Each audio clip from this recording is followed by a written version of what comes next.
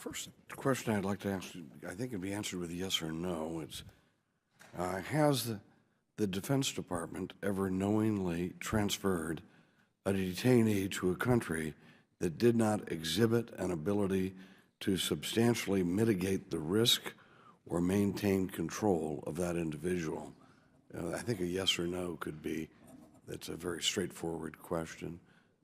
No. Has the Defense Department ever sent someone to a country knowing that that country was unable to keep control of that person? No. Well, I'm not from the Defense Department, but I'm assuming that your question relates to this administration while that was the statutory standard. Actually, it doesn't. Do you know of any examples? I can't speak for the previous administration, certainly. Okay, well, what about this administration? Can you speak that whether or not that the Defense Department has transferred a detainee to someone who, is there some reason that you can't say yes or no? Well, I represent the Department of Defense. All right. So, sir, what I can tell you is... Let's leave it at knowingly. Do you know of a case where the Defense Department has knowingly transferred a detainee to a country that did not exhibit the ability to substantially mitigate the risk by maintaining control of the individual? Do you know of a case like that? I do not. Okay. So the statutory standard is substantially it's all right. mitigate. It's all right. Yes, sir. You made your answer. Let me just suggest that this idea that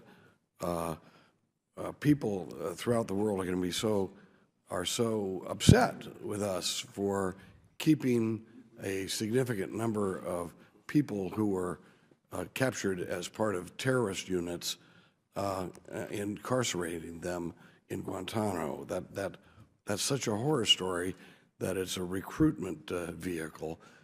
That's what the president is telling us. That's what the administration is telling us.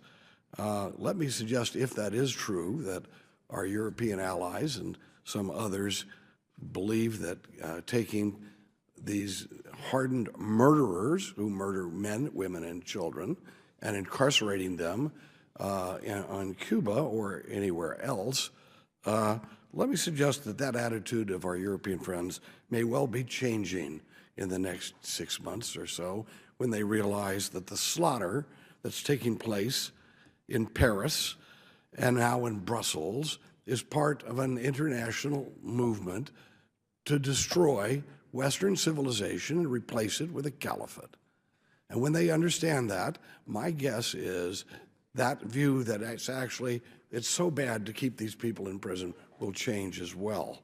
Let me ask you this.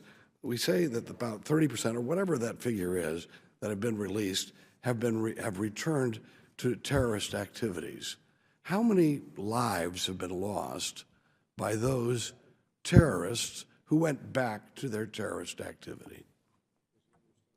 How many lives? I can talk about that in a classified setting, but oh, classified. yes.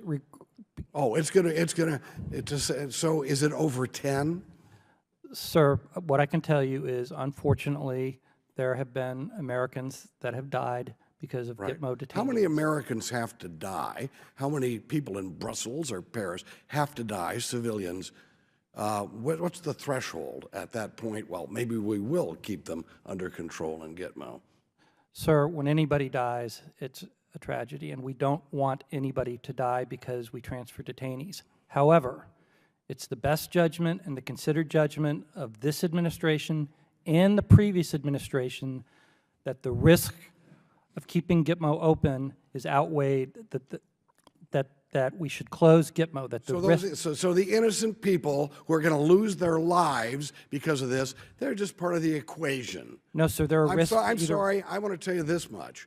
As far as I'm concerned, if one child is saved because she would have been blown up by someone who's being released, it's better to keep all 90 of those people in Gitmo.